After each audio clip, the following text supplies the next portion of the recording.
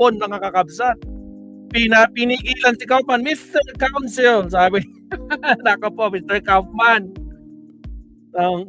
Tangsit mga kakabsat, ibang klase. Diyos ko Lord. Pero anyway, mga kabsat, no? Ganun talaga, no? Pinipilit kasi nga mahal ang bayad. Siyempre, mahal ang sahod ni Kaufman kaya kailangan gawin niya lahat kahit pilit na pilit. Go lang, di ba? Allen Valencia, shout out sa iyo, kabsat. Naimbag nga Aldaw, kabsat maestro. At kay Catherine, shout out sa iyo, kabsat Catherine. At siyempre sa mga silent viewers natin, shout out sa inyo. 83 live viewers, 10 likers. Nako po, 70 plus sa inyo, hindi pa nagpaparamdam. Magparamdam naman kayo, mga kabsat. May chat box tayo, tsaka like button. Wala pong bayad yan. At sa mga garapatang nag-iiyakan, wala kaming pakialam sa inyo. Umiyakan kayo kasi ngayon yung huling araw, mga kabsat, no? Tungkol sa confirmation ni Tatay Diggs nila. This is the last day.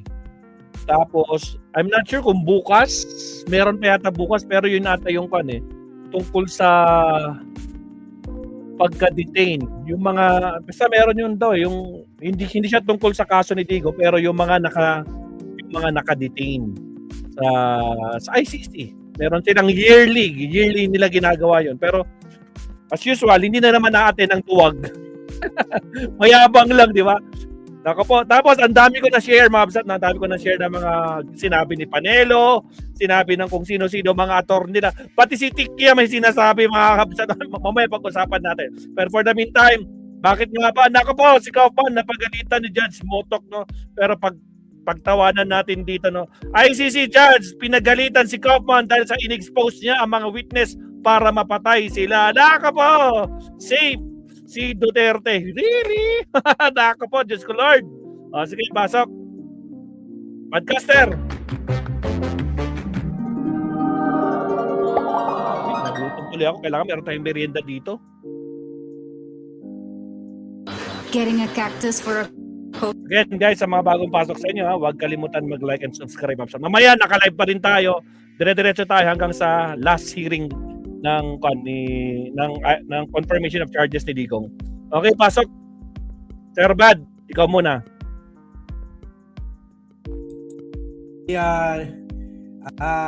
Nicholas Kaufman. Bakit? Grabe pala ito sa mga dirty tricks. Ay, sinabi mo pa. Kumbaga, parang bagay na bagay talaga siya.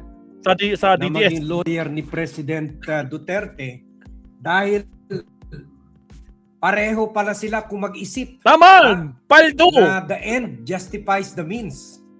Di bale na mapatay mga tao, di bale na mamamatay ang mga tao. Basta lang they will get their way, basta lang manalo sila sa kaso.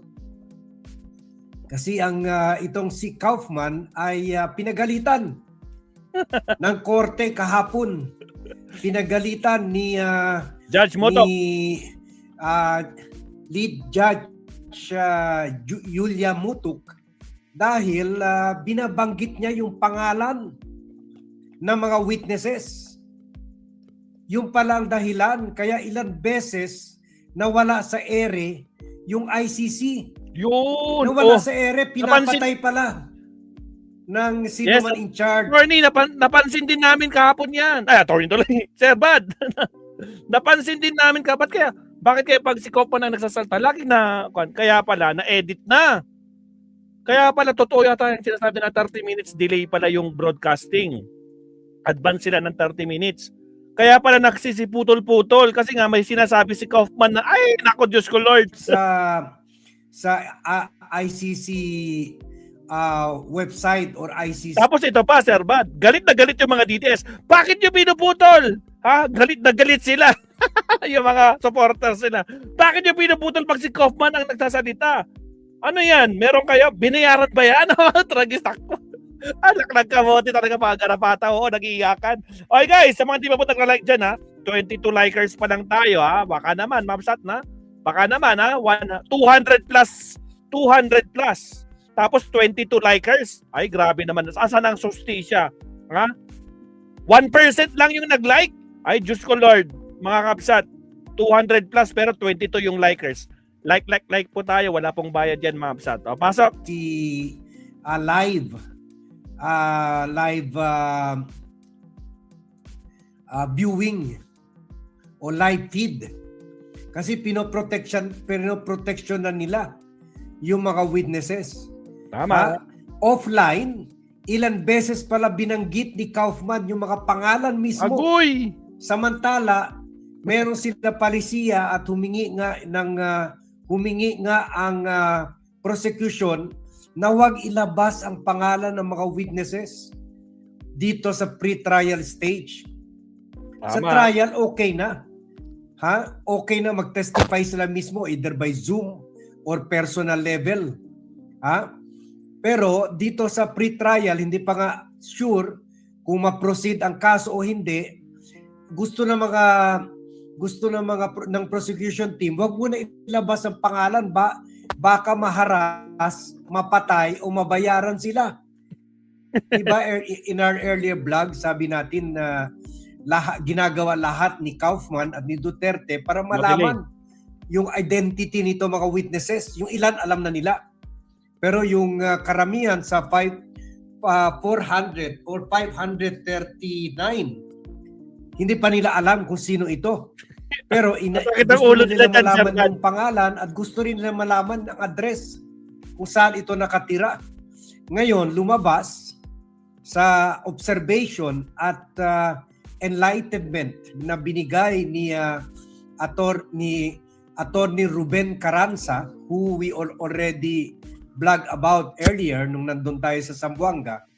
Nasabi nitong si Ruben Carranza, ginagawa ito ni Kaufman para malagay sa alanganin ang buhay ng mga witnesses at mapatay sila. Agoy! Kasi si Kaufman naging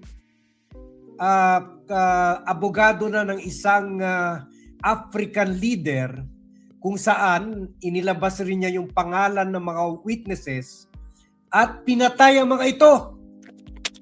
While the trial was ongoing. Grabe.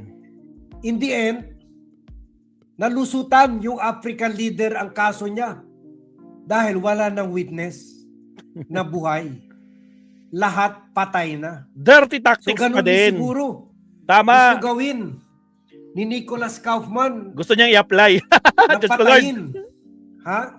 Ibulgar ang pangalan para patayin itong 539 witnesses para so that Duterte can walk free. Malusutan niya ang mga kaso niya. As we reported earlier, ito si Ruben Carranza ay dating chairman ng Presidential Commission on Good Government, dating commissioner. Kumbaga dito siya nagpakita ng galing niya maghabol sa mga bilyon-bilyon na nakaw, in fact $500 billion na ibalik niya sa gobyerno. Na proof niya sa Swiss government, sa US government, na ang pera na nakadeposito doon ni President Ferdinand E. Marcos ay mga nakaw na pera. Kaya ibinalik yun sa Pilipinas at yung iba ginamit pambayad sa mga biktima ng human rights during the Ferdinand Marcos administration. At dahil dito, kasi graduate siya abroad, dahil dito sumikat na siya. Ngayon, ang expertise niya ay tulungan yung mga biktima ng mga human rights abuse, yung mga crime against humanity sa Africa, Indonesia, Cambodia, Vietnam, lahat mga bansa na kung saan yung mga leader nila inaabuso ang power nila.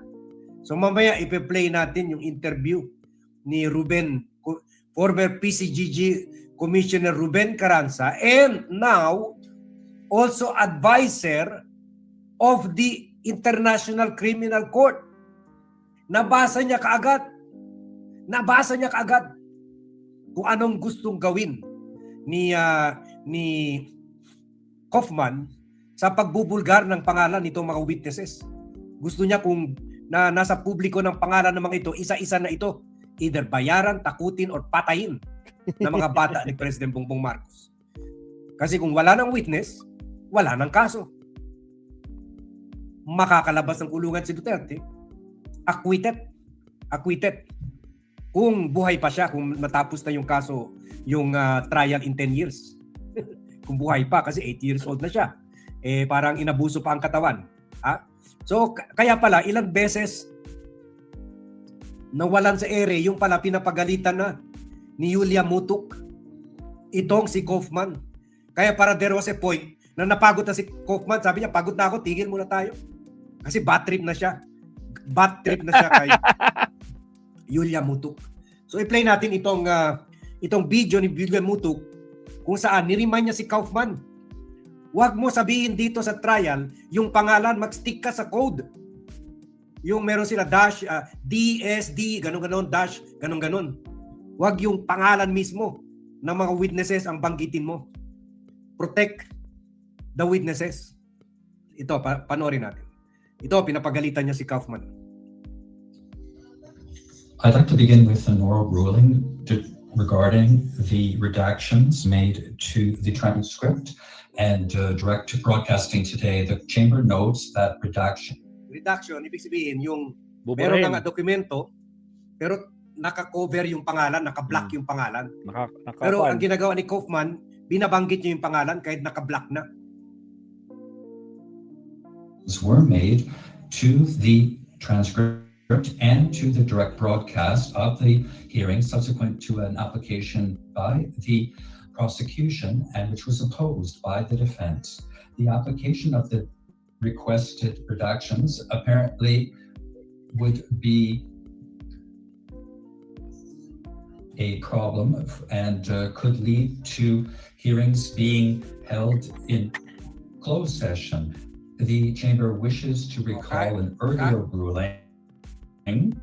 Kahit alam niyo naman yung mga foreigner, lalo na yung mga Dutch, hindi naman talaga sila nagpapakita ng emosyon. Hindi pareho yung mga judges dito, pinapakalitan na harap-harapan. Pero strongly worded. Strongly worded, kahit parang kalma lang si Yulia Mutuk, Judge Yulia Mutuk, pero halata pinagsasabihan at pinapagalitan niya ito si Kaufman. Kasi sabi niya, dilalagay mo sa alanganin yung buhay ng mga witnesses.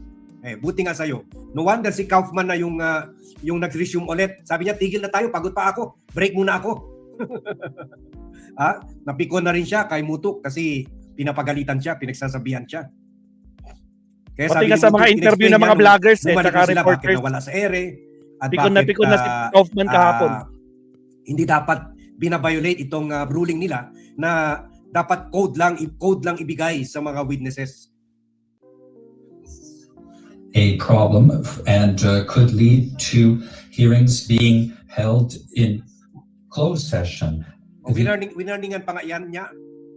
Kung tuloy-tuloy babanggitin mo yung pangalan ng mga witnesses, baka hindi na tayo mag-live. Kuha na lang tayo. Mag-private session na lang, yung sila-sila na lang. Hindi naman ayaw na naman ni Kaufman na yung sila-sila lang, executive session. Dahil syempre ang target audience niya mga DDS. Gusto niya paniwalaan siya ng mga DDS. Kaya later on nagbehave na siya. The chamber wishes to recall an earlier ruling during which the chamber stressed that it is up to the parties and participants to ensure that their submissions are worded in such a way as to avoid going into closed session, thus ensuring the transparency of the proceedings and to avoid the disclosure of confidential information. The chamber would... So sabi niya, kahit ako ayaw ko yung mag-executive session tayo, ayaw ko yung closed session tayo, yung tayo-tayo lang. Pero sabi niya, sumunod ka naman sa patakaran natin. Pasaway ba? Ito, ay mga kabsat, 400 plus, no? 400, ilan na tayo? 466, no? Wala pang 100 yung like natin. 69 pa lang yung like natin. Grabe naman kayo mga kabsat. Mag-like naman kayo dyan mga kabsat, no? Nalalike, di bang pinapagalitan si Kaufman? Yung mga natutuwang pinapagalitan si Kaufman, huwag kayong maglimot mag-like. Like naman tayo. Wala pong bayad yan. 69 likers. Gawin yung 100 mahigit yan. Baka naman. O siya tuloy. Laka po, Kaufman. Diyos ko Lord, Rudy. Wala na. Hindi ka na makakalaya. Putragis. Parties to comply with these instructions. Furthermore, the chamber is of the view that the information that was asked to be redacted and also from the direct broadcast today, were limited to identifying information of witnesses and victims mentioned during the submissions. The defense disclosed information on several occasions that allowed for the identification of victims and witnesses, for example, positions held and nicknames, things that must be. O, pati nickname, binabanggit niya. Kasi Grabe. gusto niya talaga habulin at gargarin. Tama talaga yung sinabi natin, bakit nag-file sila ng petition, hinihingi yung pangalan pati address. May masamang balak. Alam na this. Hindi nga pinagbigyan, pero ginawa naman niya dito sa presentation niya. Tingnan niyo, Alam grabe niya itong dirty this. trick ni Kaufman. Nandiyan ba si Cannot Captain? Ay, be Captain nyo! disclosed so as to Shout ensure out, the Captain nyo! protection of witnesses and victims. The redactions Happy have only to Panagbay do nga, Captain with nyo! identifying information Bukas, and we're not parade. as general. We're not general reductions to the events within the case. This was the appropriate recourse to implement the Chamber's duty. O yun, sabi niya, dami mong confidential information sinasabi na malalagay sa peligro ang buhay ng mga witnesses and victims.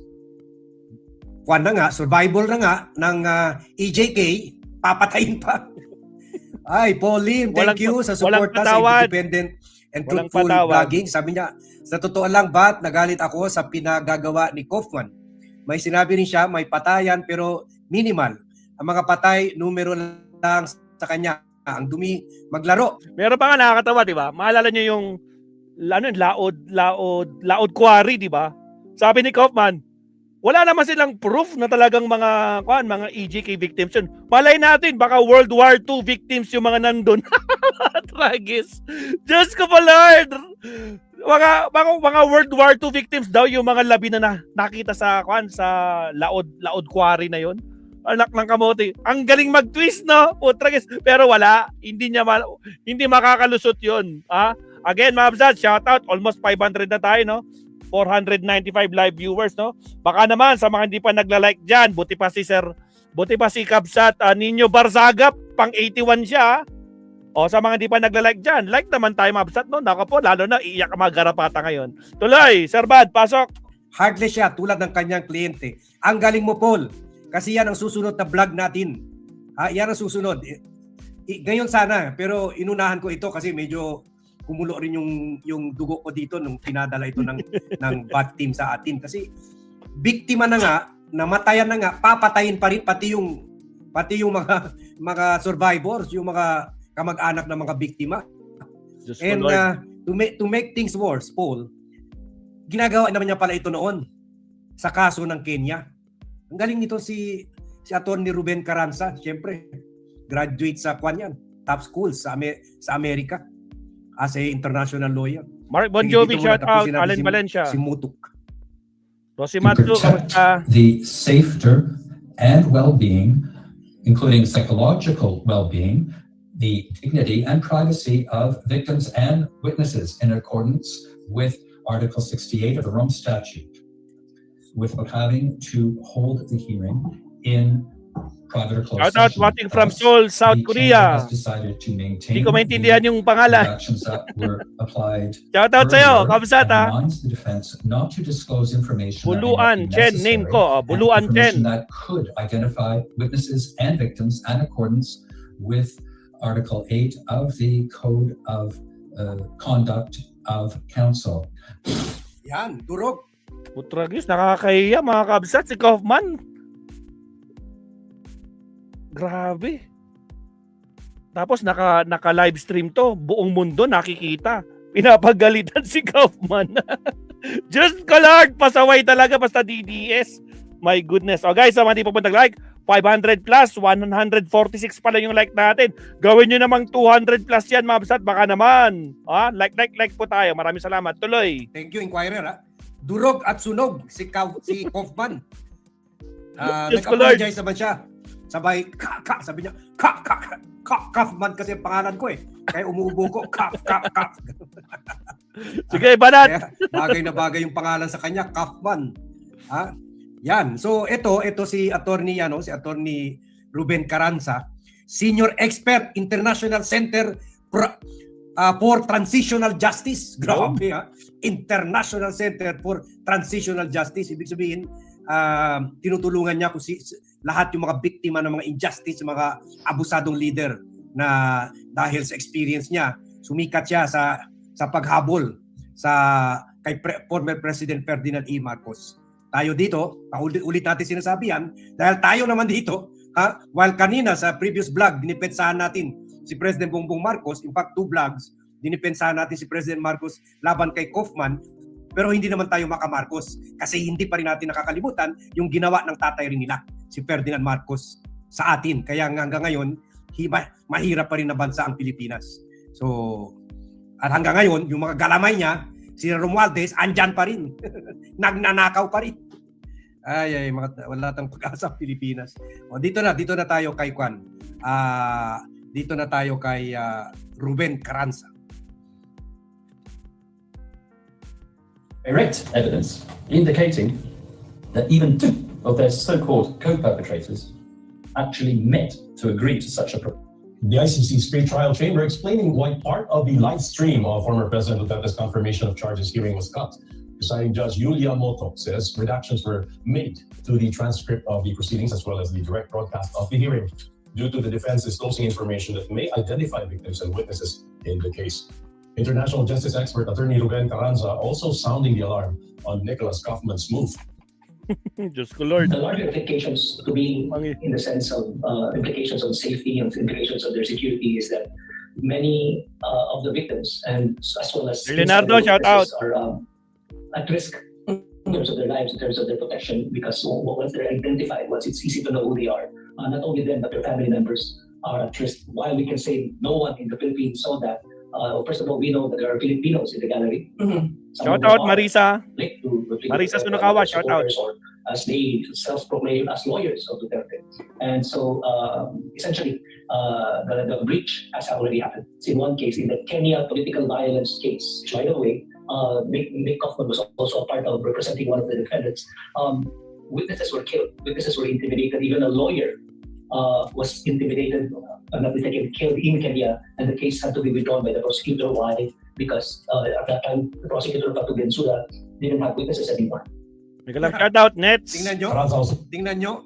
RN Kusen, shout out. Expertise talaga ni Kaufman na ilabas yung identity ng mga witnesses para sa bandang huli, patayin sila, at Roy Mick, agree. Binabaw dito niya sa sa kaso digong. sa Kenya, hindi lang pinatay at tinakot yung mga witnesses, kundi Elia pati yung Castillo, shout lawyer. out.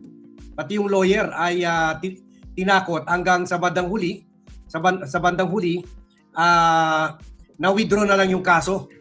If I'm not mistaken, ito ata yun si Bemba Si Bemba na naging kliyente rin ni Kaufman. So siguro gusto niya na gano'n rin mangyari dito. Ma-identify, mapatay, o takutin ng mga ito para hindi na ito magte-testify. Kung hindi na ito magte-testify, edi lusot na. Walang witness, walang crime. Ngayon pa lang nga, buhay pa yung mga witnesses. Sinasabi na ni Kaufman na walang crime Walang smoking gun. Siguro sinasabi. Hindi lang yun. Sabi pa niya, Mr. Duterte, Rudy Duterte is innocent. Saan? Innocent daw. Putragin, Diyos ko Lord Rudy. At hyperbole lang daw. Papsat. Joke-joke lang daw yung mga sinasabi niyang patay-patay. Joke-joke lang. Naniniwala kasi kayo. Alam niyo naman si Tatay Dig. Putragis, DDS na DDS yung naratibo, no? Anak ng kamote. Sige tuloy. Mga kapsat, almost 600 live viewers, ha? Huwag kalimutan mag-like. Gawin niyo ng 200 yung likes natin. Baka naman. Wala pa sa 1.8. Wala pa sa 1.8 ang nagla-like, mga kapsat. Wala pong bayad yan. 171. Gawin niyo ng 200.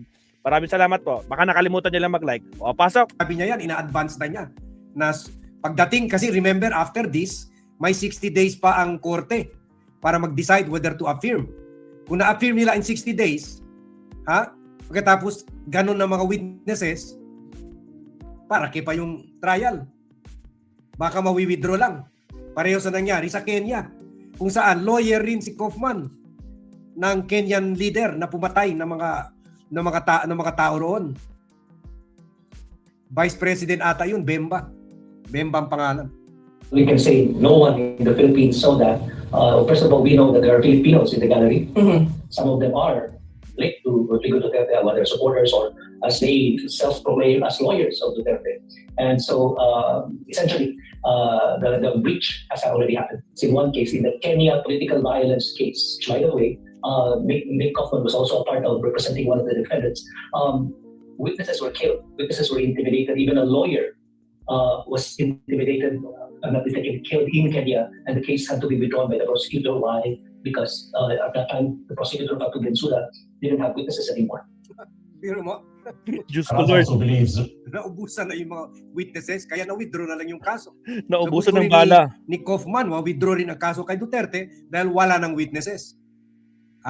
At maganda rin dito kay Ruben Carranza, in-affirm rin niya yung earlier vlog natin na nilaglag na nga ni Kaufman dito itinuro niya si Aguirre, pero hindi lang, pati si Bato, pati si Bongo, pati lahat ng co-perpetrators sa hangarin niya na ipakita na inosente at walang alam si Duterte sa EJ case na nangyayari nung panahon niya. Itong sinabi pero later na lang yan. Medyo mahaba na, later na lang. Oo. So sinusubukan ko lang, pero wala pa. Hindi pa nabuo ng team hindi pa siguro nakuha yung message natin, yung nangyari sa Kenya. Pero yun, tulad ng sinabi ni Carranza ay ito nga ganito nga strategy ni Kaufman na ipabulgar sa publiko yung identity ng mga witnesses para maharas, mapatay at para iatras na lang nila ang kaso. So yan, no? So nakikita nyo na lumalabas na talaga, na like-minded talaga si Kaufman. Kumbaga, hindi ba siya nangongonsensya? Dahil sa kanya, napatay yung mga witnesses doon sa Kenya. Hindi rin siya nangongonsensya. Kung baka dito sa Pilipinas, mapatay rin ng mga DDS ang mga witnesses. So, tama talaga yung earlier vlog natin at walang ibang vlogger nakakita yung ganun posibilidad na yung paghingi nila ng lista ng mga pangalan ng 539 witnesses, ibig sabihin, at mga address nito, ibig sabihin may masama silang balak. Hindi lang pala masama ang balak. Kumbaga, parang SOP na pala ito ni Kaufman. Nananalo siya sa kaso dahil tinutulungan niya yung mga kliyente niya iharas, patayin, bilhin o gurgurin yung mga witnesses. So let's i-share nyo itong vlog para mapunta ito sa atensyon ng mga witnesses. So that mag-ingat sila. Ingat for them. We should pray for them. Marami-rami rin yan. Pero 539, mahirap rin patayin yan lahat. Pero kung mapatay lang kahit mga 5 dyan, sabihin na nasagasaan, na food poison o anuman, nag-suicide daw, ganun-ganun. Siyempre yung iba matakot na yun, aatras na yan. Diba? So let's pray for them. So sige, hanggang dito na muna tayo. Mag-meeting pa tayo ng bad team natin to give you more issues, including at 5:30 mamaya, mag-resume tayo yung counter, yung rebuttal naman ng defense team. Yan. Ng prosecution team. Mamaya. Sa mga pahayag, sa mga storytelling lie ni Nicolas Kaufman. Okay? So, Diyos ko Lord, salamat, Sir Bad Putragis. Ang ganda ng introduction natin. Shoutout sa ating 755 live viewers. Maraming salamat. At syempre sa 200 likers, pero 755, meaning 550 sa inyo ang hindi pa nagla-like. Baka naman. Halos 1/4 pa lang ang nagla-like, Pabsat. Like naman tayo dyan. Wala pong bayad yan, mga kakabsat. Next topic tayo. So meaning, meron pa tayo ilang minutes, 40 minutes bago mag-umpisa yung ICC hearing, yung rebuttal, yung talagang sagupaan na. So mag-subtopic muna tayo, Mabsat. Okay, maraming salamat po sa mga bagong pasok. Huwag kalimutan mag-like and subscribe.